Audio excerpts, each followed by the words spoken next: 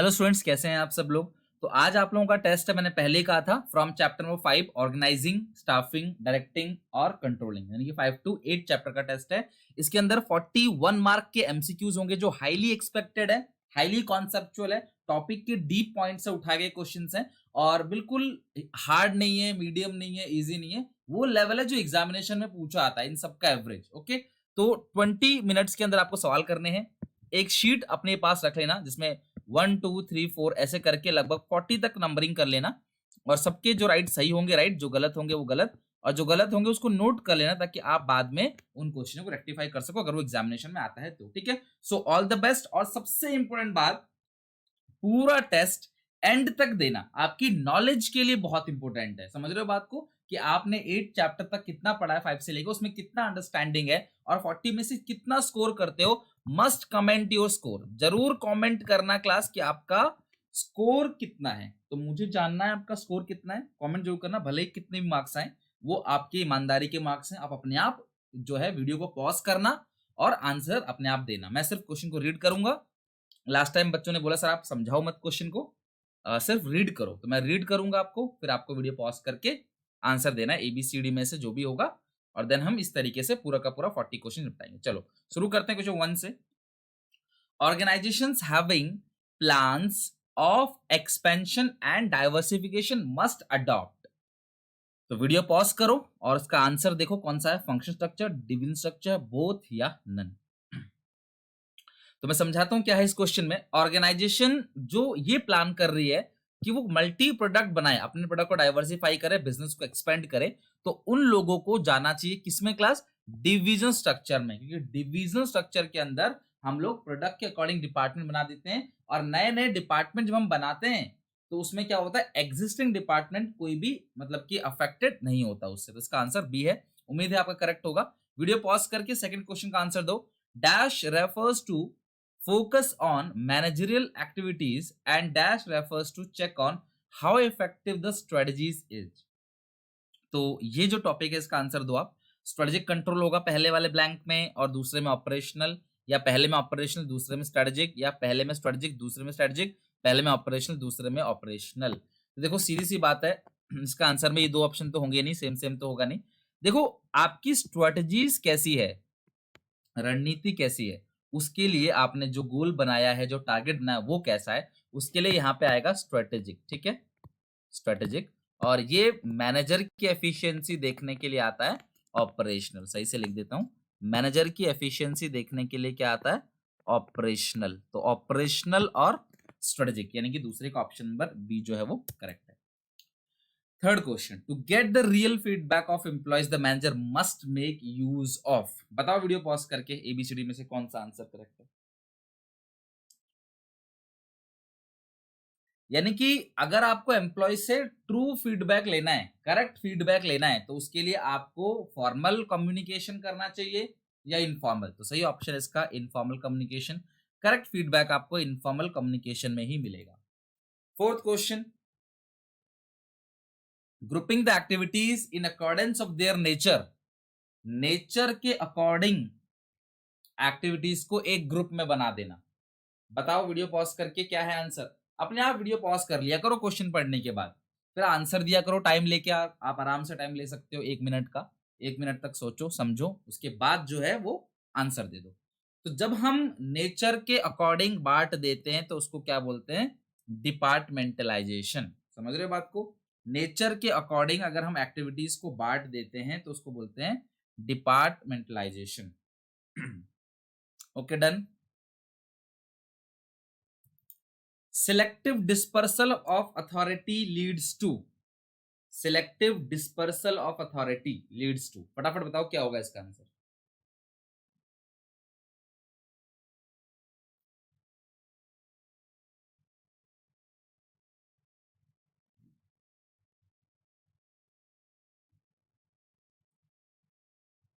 Very good, इसका answer लिख लिया। सिलेक्टिव डिस्पर्सल जब भी लिखा हो तो समझ जाना वो डिसेंट्रलाइजेशन है। Selective dispersal of authority leads to decentralisation. तो इसका ऑप्शन नंबर जो बी है वो करेक्ट है।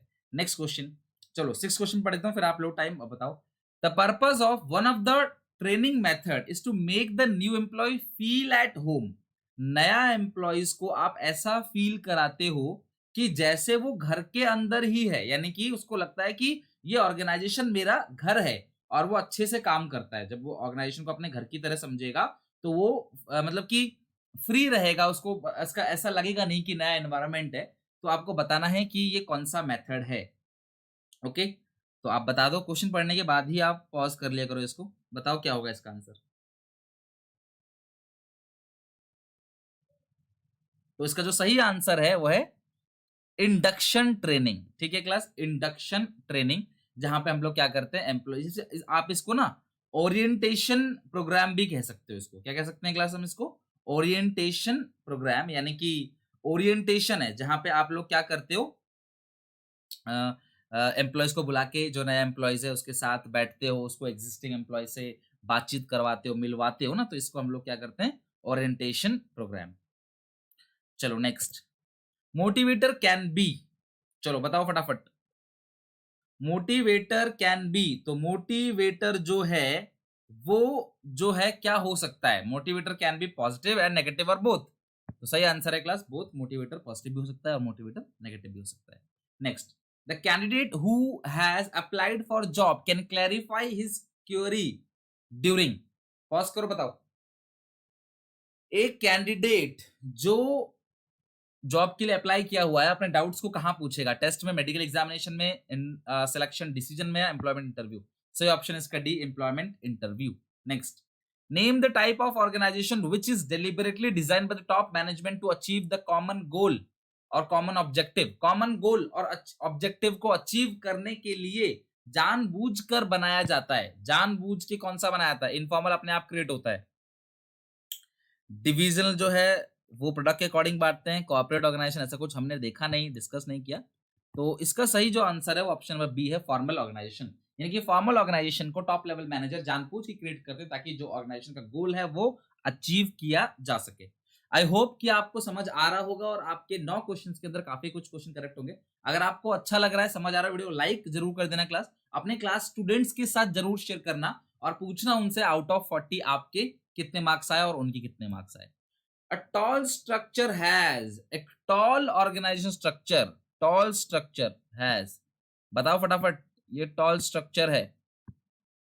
tall structure has, बताओ नैरो या वाइडर? इसका सही आंसर है class narrow span of management. जो टॉल है वो नैरो स्पैन ऑफ मैनेजमेंट है। अच्छा, स्पैन ऑफ मैनेजमेंट मतलब क्या होता है? एक सुपीरियर अपने अंडर में कितने सबऑर्डिनेट्स को रखता है, इसको बोलते हैं स्पैन ऑफ मैनेजमेंट।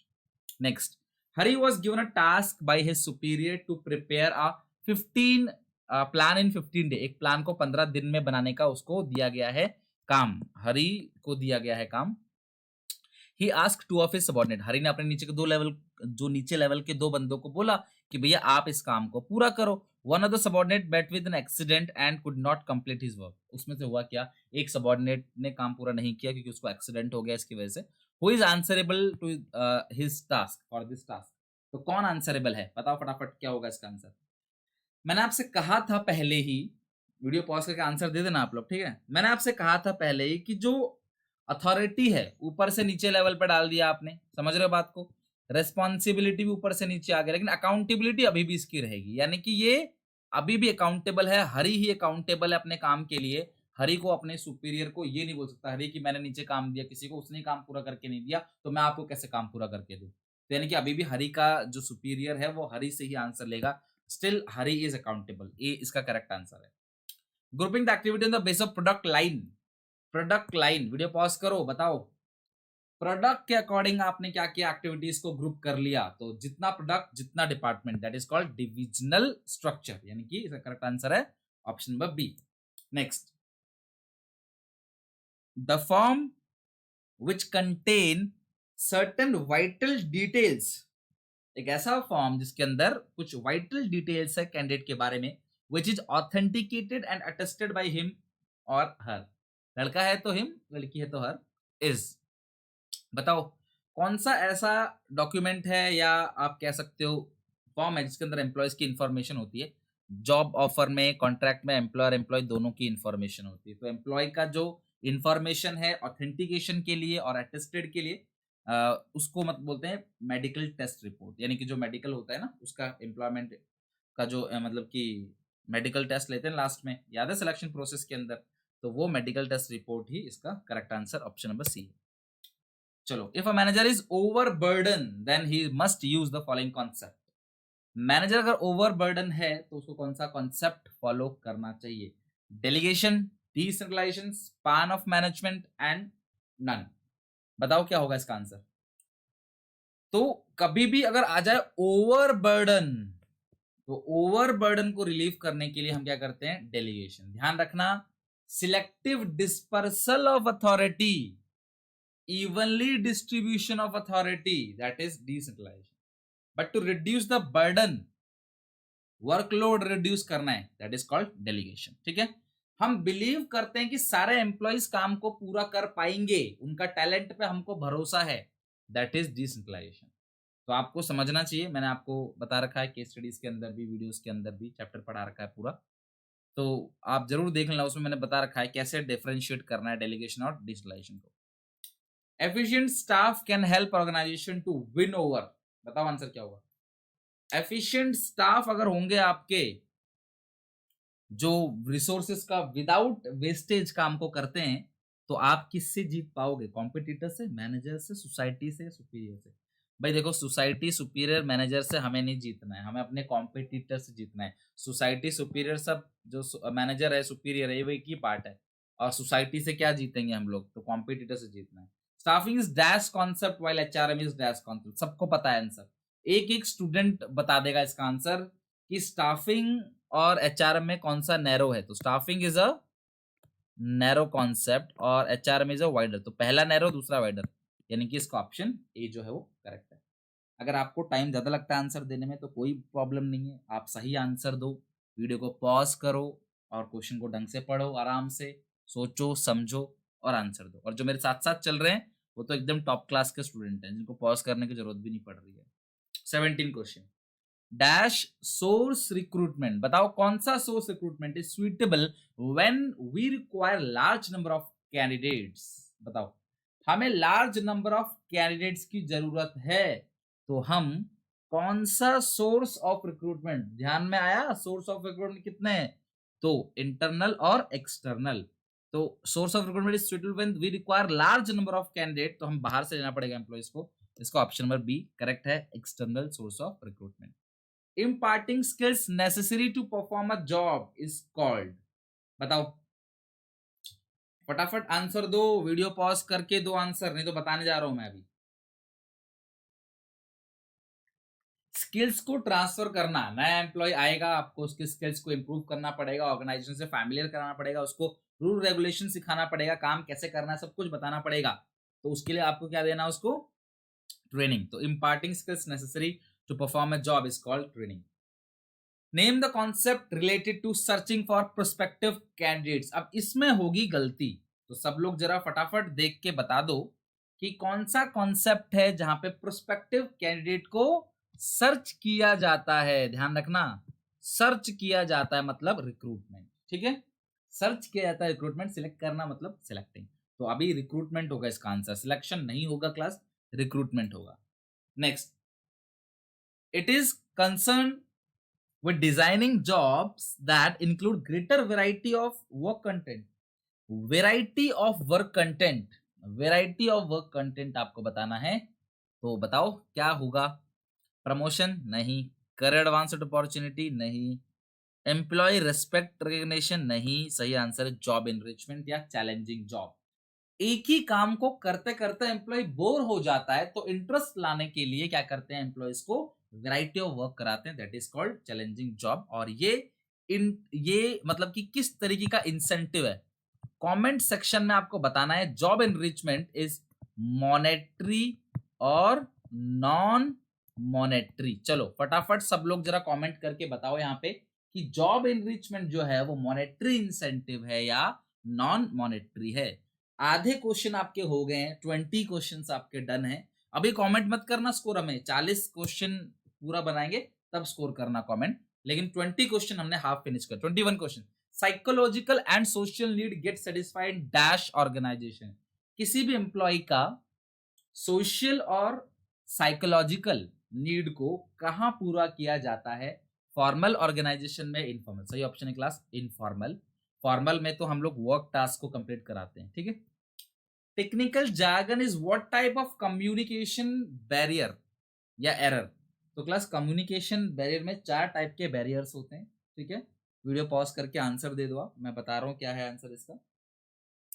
तो 4 टाइप में technical jargon is consider in semantic barrier. तो सही ऑप्शन है इसका B, semantic barrier. Semantic barrier मतलब क्लास जहाँ पे डिफरेंट वर्ड्स का हम यूज करते हैं, लैक ऑफ वोकैबुलरी की वजह से हमारा मैसेज हम जिस वे में बोलना चाह रहे थे उस वे में उसने समझा नहीं, हमने गलत वर्ड का यूज किया।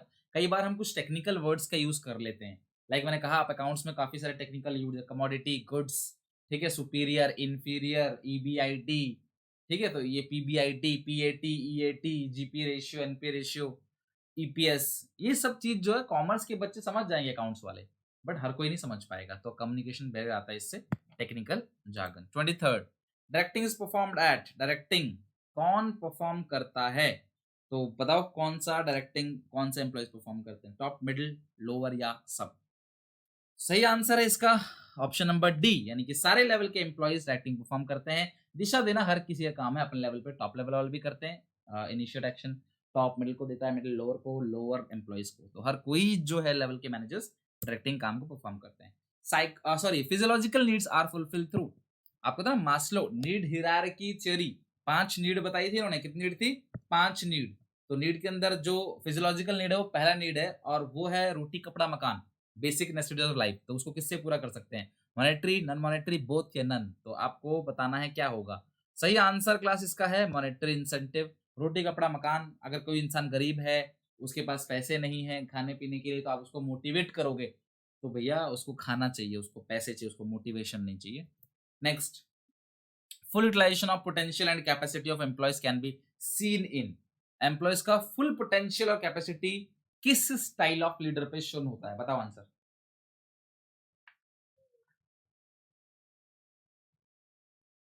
तो सही आंसर है इसका, लीडरशिप के 3 स्टाइल है। सही आंसर है क्लास थर्ड, फ्री रेन या laser faire leadership.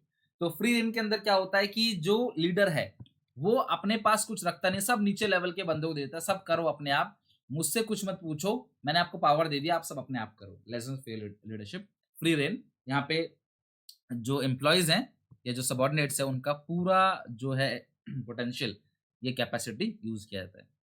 Evenly distribution of authority at every level, मैंने आपसे कहा था थोड़ी देर पहले, evenly distribution of every level हो, चाहे आपका सिलेक्टिव डिस्पर्सल हो, चाहे एम्प्लॉयज के अंदर टैलेंट है इसलिए आप उनको काम दे रहे हो, तो ये सब चीज जो आता है क्लास किसके अंदर आएगा? ये सब चीज आता है डिसेंट्रलाइजेशन के अंदर, ठीक है।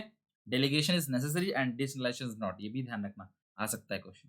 विच of the following is a financial incentive? तो कौन सा इसमें से फाइनेंशियल इंसेंटिव है, आपको ये बताना है।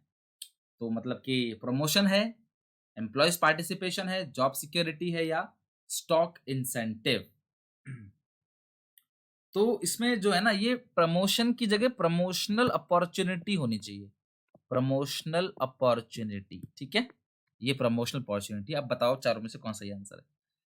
ये तीनों के तीनों शुरू का जो है वो नॉन फाइनेंशियल है, क्वेश्चन पूछ रहा है फाइनेंशियल, तो सही ऑप्शन इसका डी, यानी कि स्टॉक इंसेंटिव जो है वो फाइनेंशियल इंसेंटिव है, ठीक है। यानी कि यहाँ पे हम उनको शेयर देते हैं सस्ते दामों में, स्टॉक इंसेंटिव, उनको शेयर देते हैं, डिवेंचर देते हैं सस्ते दामों में। तो 1 लाख का शेयर उनको 70,000 में, 50,000 में दे दिया, उसको बोलते हैं stock incentive. Grapevine is a, बताओ फटाफट, पॉज करो वीडियो, बताओ। वैसे नेटवर्क दो है, अब आपके सिलेबस में पूछा नहीं जाता, बट फिर भी आपको पूरे लाइफ टाइम काम आएगा ये। अंगूर का गुच्छा देखा है आपने, कहीं से कोई भी गुच्छा निकला होता है, दैट इज ग्रेप वाइन। तो वो क्लास ग्रेप वाइन जो है वो किसके अंदर आता है? Informal communication. ग्रेप वाइन जो है वो नेटवर्क है, चैनल है किसका? इनफॉर्मल कम्युनिकेशन का। The process of converting the message into symbol is known as. Class ये एक कम्युनिकेशन प्रोसेस है जहां पे सेंडर एक पर्सन होता है, रिसीवर दूसरा पर्सन होता है। सेंडर मैसेज को भेजता है रिसीवर तक, तो सेंडर आता है, फिर मैसेज आता है, मैसेज को ना एक लैंग्वेज में कन्वर्ट करते हैं ताकि रास्ते में कोई उसको पढ़ ना ले, आपका सीक्रेट मैसेज कोई पढ़ ना ले, that is called encoding. Encoding के बाद एक मीडिया सेलेक्ट किया जाता है, मीडिया सिलेक्ट करने के बाद नॉइज होता है, नॉइज के बाद रिसीवर, रिसीवर के बाद आता है नॉइज आता है, फिर ये डिकोडिंग, डिकोडिंग आएगा, जो मैसेज इनकोड किया था डिकोडिंग, रिसीवर, और लास्ट में क्या आता है, फीडबैक। फीडबैक जब देगा तो कम्युनिकेशन प्रोसेस एंड होगा। बहुत कम चांस है एग्जामिनेशन पूछे जाने का, तो ज्यादा डिस्कशन है नहीं इसके ऊपर, बट आपको इतना ध्यान रखना है कि जब मैसेज को सिंबल में कन्वर्ट करते हैं ना, तो उसको हम लोग बोलते हैं एनकोडिंग, यानी कि मैसेज। आपने देखा होगा राजा महाराजा जब कोई मैसेज भेजते थे पहले, ठीक है, तार के थ्रू, चील के थ्रू, कौवे के थ्रू, जो भी मैसेज जाता था, तो उस मैसेज को एक पहेली के रूप में बना देते थे, पहेली के रूप में, या जिस तरह से क्वेश्चन कॉम्पिटिटिव एग्जामिनेशन पूछा था, अगर ए सी है, सी डी है, तो काओ को कैसे लिखेंगे, डॉग को कैसे लिखेंगे, इस तरीके से मैसेज को ना कन्वर्ट करते हैं कोडिंग सिस्टम में, और ताकि वो मैसेज जो है कोई बीच में पढ़ के उसका फायदा ना उठा ले, दैट इज कॉल्ड इनकोडिंग। फिर डिकोडिंग क्या है, उस मैसेज को दोबारा रीडेबल फॉर्मेट में लेके आना, decoding. Which function of management is known as management in action? बताओ फटाफट, कौन सा फंक्शन है मैनेजमेंट का जो मैनेजमेंट इन एक्शन है? A B C D, organizing, staffing, directing and controlling. तो मैनेजमेंट इन एक्शन, काम कहाँ चालू होता है, काम करना शुरू हो गया किसमें, डायरेक्टिंग के अंदर। कंट्रोलिंग इज परफॉर्म्ड एट, कौन परफॉर्म करता है कंट्रोलिंग, बताओ फटाफट, पॉज करो वीडियो और आंसर दो। कंट्रोलिंग का मतलब क्या होता है कि एक्चुअल परफॉर्मेंस को हम लोग स्टैंडर्ड परफॉर्मेंस से कंपेयर करते हैं, डेविएशन निकालते हैं, उसको ठीक करते हैं, और ताकि फ्यूचर में वो रिपीट ना हो, दैट इज कॉल्ड कंट्रोलिंग। तो उसे हर लेवल के एम्प्लॉइज परफॉर्म करते हैं, चाहे वो टॉप हो, चाहे मिडिल हो, चाहे वो लोअर लेवल हो, हर लेवल के जो परफॉर्म मतलब सॉरी एम्प्लॉइज हैं वो स्टाफिंग भी सॉरी डायरेक्टिंग और कंट्रोलिंग दोनों परफॉर्म करते हैं। Trainee work under the guidance of master worker under which method of training. तो ट्रेनिंग के अलग अलग मेथड है, तो किस मेथड में जो पहले जो ट्रेनर है वो परफॉर्म करेगा, ट्रेनिंग देखेगा, फिर ट्रेनिंग परफॉर्म करेगा और ट्रेनर देखेगा, तो इसको हम लोग बोलते हैं क्लास, क्या बताओ, इसको बोलते हैं हम लोग क्लास अप्रेंटिसशिप प्रोग्राम, ठीक है, यानी कि इसको बोलते हैं ट्रेनिंग, जहाँ पे मास्टर परफॉर्म करेगा, वर्कर ऑब्जर्व करेगा, फिर वर्कर परफॉर्म करेगा और मास्टर उसको ऑब्जर्व करेगा। Need of love, affection, companionship, friendship. Maslow की 5 नीड है ना, 5 नीड, तो बताओ लव, अफेक्शन, कंपेनियनशिप कैसी नीड है? सेफ्टी, सिक्योरिटी तो कुछ है नहीं, स्टीम, रेस्पेक्ट होता है, तो ये तो होगा नहीं, सेल्फ एक्चुअलाइजेशन नहीं, तो सही आंसर किसका है इसका, बी, इसका सही आंसर है बी। सोशल नीड और बिलोंगिंगनेस नीड, उसको हम लोग बोलते हैं social need, belongingness need, safety security के बाद आता है सोशल और belongingness need. Professional institute send their students to corporate sector for doing. Professional institute send their students to corporate sector for doing, बताओ क्या होगा? जितने भी प्रोफेशनल इंस्टीट्यूट हैं वो अपने बच्चों को, स्टूडेंट्स को भेजते हैं कॉर्पोरेट सेक्टर में काम करने के लिए, तो हम उसको बोलते हैं इंटर्नशिप, ठीक है, बोलते हैं इंटर्नशिप, जहाँ पे इनको स्टाइपेंड मिलता है। स्टाइपेंड मतलब क्या है, सैलरी का एक छोटा सा हिस्सा होता है, सैलरी तो नहीं मिलती क्योंकि ट्रेनिंग दिया जा रहा है उनको, तो ट्रेनिंग पीरियड में भी कुछ पैसा उनको मिलता है, उसको स्टाइपेंड बोलते हैं। और जैसे सीए आप बनोगे इन फ्यूचर जाके, तो आपको ट्रेनिंग करनी पड़ेगी 3 साल की किसी प्रोफेशनल, मतलब कि आप जो कॉर्पोरेट सेक्टर में जाके किसी सीए के साथ रह के काम करना पड़ेगा। खैर 35 क्वेश्चन पे आ जाओ, वीडियो पॉज करके आंसर बताओ। Efficient control system helps to, अच्छा कंट्रोल सिस्टम अगर आपका हुआ तो आपको क्या मदद मिलेगा, गोल अचीव करने में, मोरल बूस्टअप करने में, जजिंग एक्यूरेसी ऑफ स्टैंडर्ड, या all of these.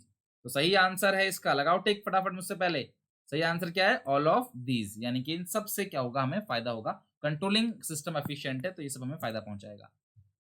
Next 36 question, with the help of controlling function the management can know not only about the deficiency of performance, की परफॉर्मेंस में कहाँ कमी है, but it also helps the management to know whether standard और plan are set correctly और not. जो भी हमने स्टैंडर्ड सेट किया है, मान लो कोई बच्चा सोच रहा है मुझे 95 मार्क्स लेके आने, तो ये जो स्टैंडर्ड टारगेट सेट किया है ये ठीक है या नहीं है, ज्यादा बनाया कम बनाया, which importance of controlling is discuss here. तो कौन सा कंट्रोलिंग का इंपोर्टेंस यहाँ पे डिस्कस किया जा रहा है, तो यहाँ पे जो कंट्रोलिंग का पॉइंट आएगा, जहाँ पे हम लोग एक्यूरेसी चेक करते हैं स्टैंडर्ड्स की, स्टैंडर्ड सही बनाया कि नहीं बनाया। हम सोच रहे हैं एक दिन में 200 यूनिट बनाएंगे, तो ये 200 यूनिट हम बना पाएंगे कि नहीं है, 200 यूनिट हमारा स्टैंडर्ड सही है गलत है, ऐसे थोड़ी तुक्का कुछ भी मार देंगे, सब अपने प्रोडक्शन कैपेसिटी वगैरह, पास्ट एक्सपीरियंस देख के, पूरा एनवायरनमेंट देख के सब कुछ हम लोग डिसाइड करेंगे। तो सही आंसर इसका D, judging accuracy of standard.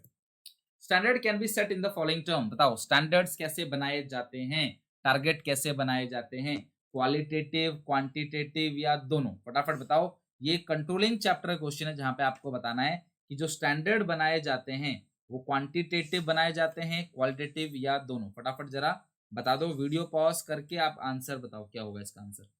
तो सही आंसर क्या होगा इसका, यानी कि जो बनाया जाता है स्टैंडर्ड वो दोनों बनाए जाते हैं, क्वांटिटेटिव भी और क्वालिटेटिव भी।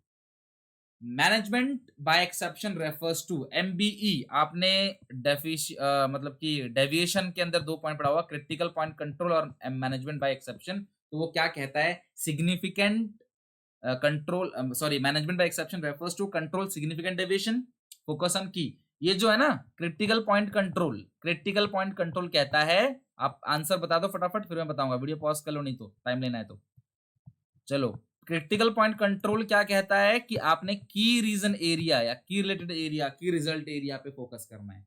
और जो मैनेजमेंट बाय एक्सेप्शन कहता है कि अगर आप सब कुछ कंट्रोल करना चाहोगे तो कुछ भी कंट्रोल नहीं कर पाओगे, यानी कि सिग्निफिकेंट डेविएशन को आपने क्या करना है, refers to control significant deviation. तो जो डेविएशन बड़ा डेविएशन है उसको आप कंट्रोल करो। एवरीथिंग, एवरी एक्टिविटी कंट्रोल करने के लिए कहीं भी नहीं आता है, दो तो गलत है।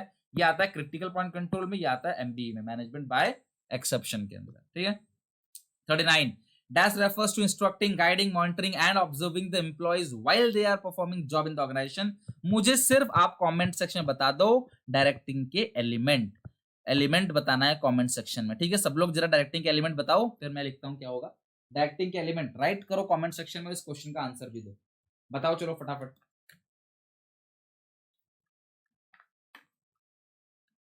डायरेक्टिंग के एलिमेंट,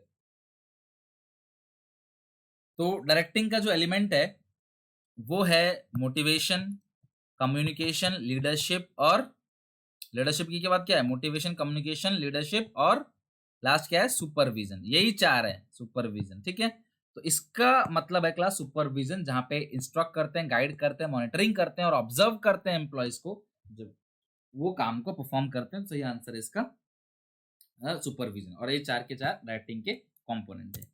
लास्ट क्वेश्चन 40 है, इसका आंसर बताने के बाद कमेंट सेक्शन में जरूर बताना आप में से किसके कितने स्कोर आए हैं। कमेंट सेक्शन में हर किसी को बताना है कि चैप्टर 5 to 8 का टेस्ट था, उसमें आपके कितने मार्क्स आए, और आपको कहीं ना कहीं पूरे टॉपिक का रिवीजन भी हो गया होगा। तो आप जरूर कमेंट्स में बताना, लाइक जरूर करना क्लास वीडियो को, और सारे दोस्तों में शेयर जरूर करना आप कि किसके कितने मार्क्स आते हैं आपके दोस्तों के। देखो, आप रिवीजन जितना ज्यादा करोगे MCQs के थ्रू, उतना दिमाग शार्प होगा आपका, कैची हो जाएगा। MCQ देख के आप कैच कर लोगे एग्जामिनेशन में। 20 मार्क्स का आता है MCQ, ध्यान रखना, 80 में से 20 मार्क्स का, तो काफी ज्यादा नंबर हो जाता है क्लास, मतलब 25%। तो आप इसको लापरवाही में छोड़ नहीं सकते। कंट्रोलिंग, प्लानिंग दोनों ही फ्यूचरिस्टिक है, दोनों ही बैकवर्ड लुकिंग है, दोनों ही इंटरडिपेंडेंट है, इंटरलिंक है। तो यानी कि ऑप्शन A और B दोनों करेक्ट है। इसका मतलब आप ऑप्शन C पे लगाओगे। अब कोई बच्चा कैसा, अगर हमने A पे लगा दिया आधा मिलेगा क्या, कुछ भी नहीं मिलेगा। आप ABCD में से किसी एक पे लगाना है, तो C पे लगाओगे आप, C जो है आपका वो करेक्ट आंसर है। डन। तो यहाँ पे मुझे कमेंट्स में बताओ 40 में से कितने मार्क्स आए।